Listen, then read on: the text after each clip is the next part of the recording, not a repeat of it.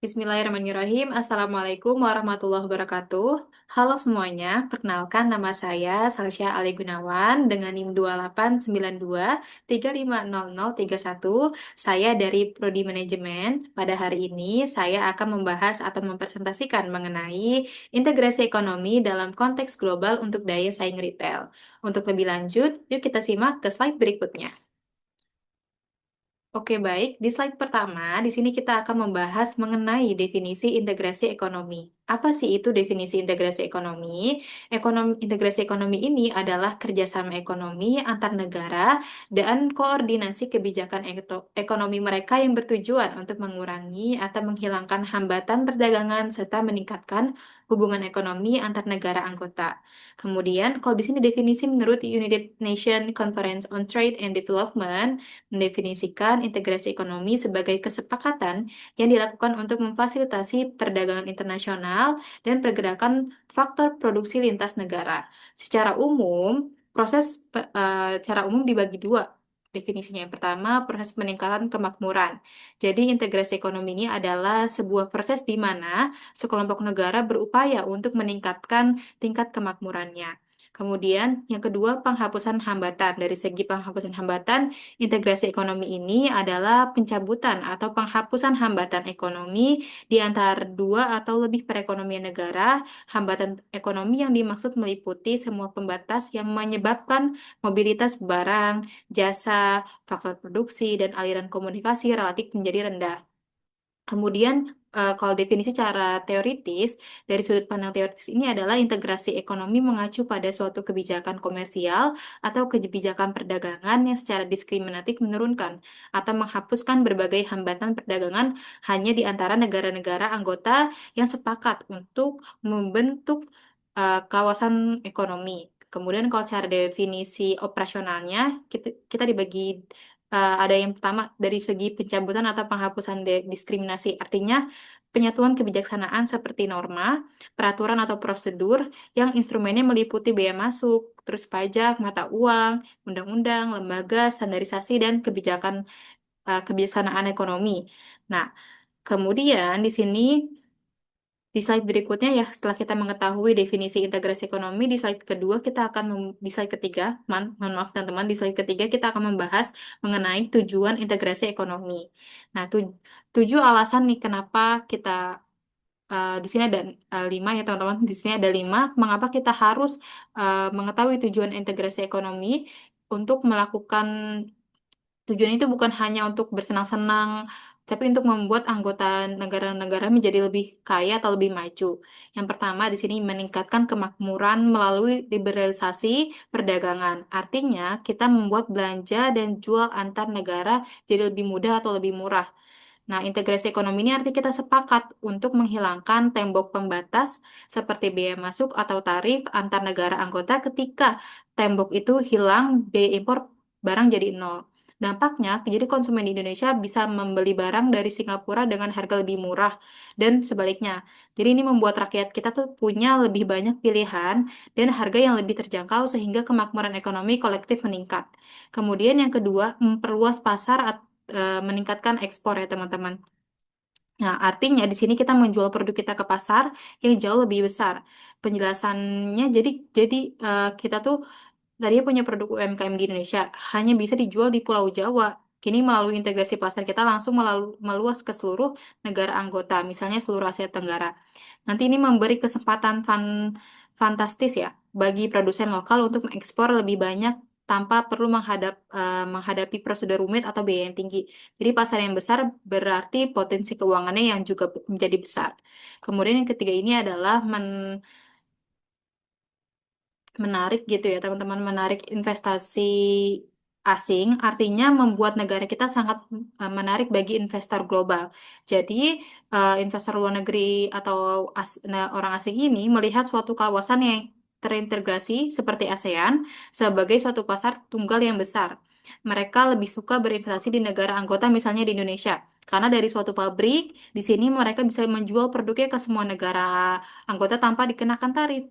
Nah, nanti ini menciptakan nih lapangan kerja yang baru dan membawa masuk modal segar ke negara kita. Kemudian menciptakan stabilitas ekonomi dan keuangan. Artinya kita saling bantu saat ada masalah.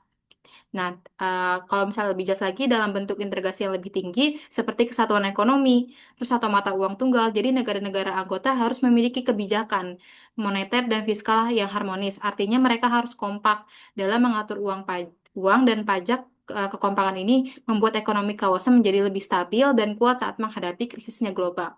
Kemudian yang terakhir, membangun interdependensi ya, dependensi ekonomi yang memperkuat perdamaian. Artinya, jadi di sini mitra bisnis tidak akan berperang.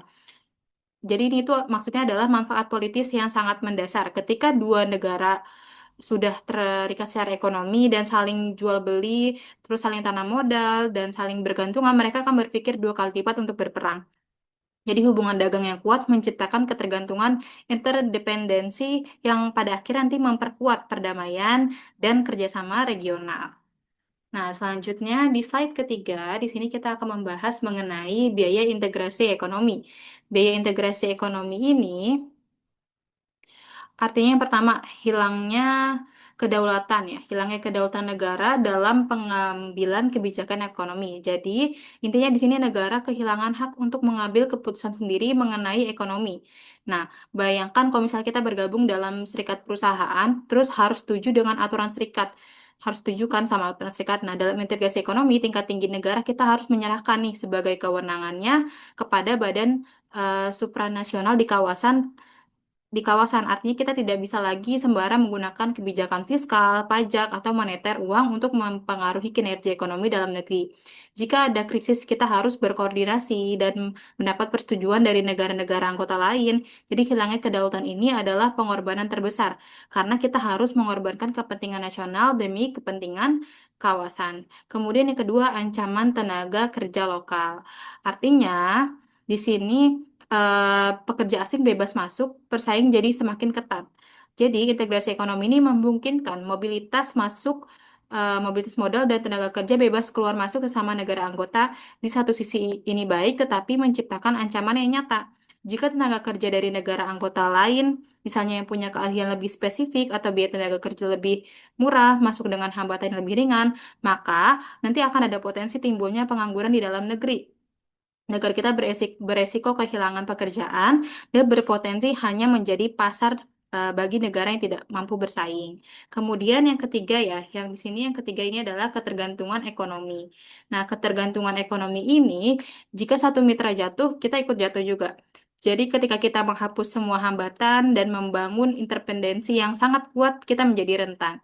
Jika terjadi krisis ekonomi atau resesi di negara anggota kunci, dampaknya akan menjalar dengan cepat ke negara kita. Selain itu, ketergantungan ini berpotensi membuat kita menjadi ketergantungan akan produk impor yang lebih murah, kemudian efisiensi dari negara anggota lain, sehingga industri lokal kita yang kurang efisien bisa gulung gulung tikar ya teman-teman. Nah, kemudian di slide berikutnya, di sini kita akan membahas dampak integrasi ekonomi. Yang pertama dalam segi kreasi perdagangan atau trade creation. Yang pertama kan terjadinya suatu saat produk impor dari negara anggota menggantikan produksi domestik yang kurang efisien. Nah, bayangkan sebelum ada klub di Indonesia membuat komputer dengan harga 15 juta, terus Singapura membuat komputer harga 11 juta. Tapi karena ada biaya masuk, harga di Indonesia menjadi 13 juta 750. Nah, setelah kita masuk dengan klub si Singapura ini integrasi, biaya masuk jadi nol. Kita sekarang bisa impor komputer ke Singapura seharga 11 juta.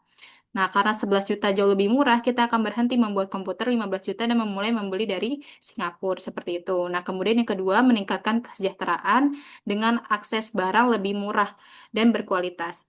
Nah, artinya di sini adalah dampak positif jelas, jadi konsumen kita sejahtera. Mereka mendapatkan komputer atau barang yang harga lebih murah dan seringkali lebih berkualitas karena negara anggota lain Singapura memproduksi yang lebih efisien. Nah, kemudian yang ketiga di sini ada mendorong produk lokal untuk bersaing dan meningkatkan efisiensi. Artinya, kalau misalnya komputer Indonesia yang tadinya harganya 15 juta ini terpaksa gulung tikar atau harus berinovasi agar bisa membuat komputer yang harganya mendekati 11 juta, jadi kreasi perdagangan ini mendorong efisiensi di dalam negeri kita sendiri. Nah, yang kedua, diversi perdagangan atau trade diversion. Yang pertama di sini adalah definisinya dulu ya. Kalau misalnya defisit perdagangan ini adalah dampak yang merugikan atau mengurangi efisiensi global.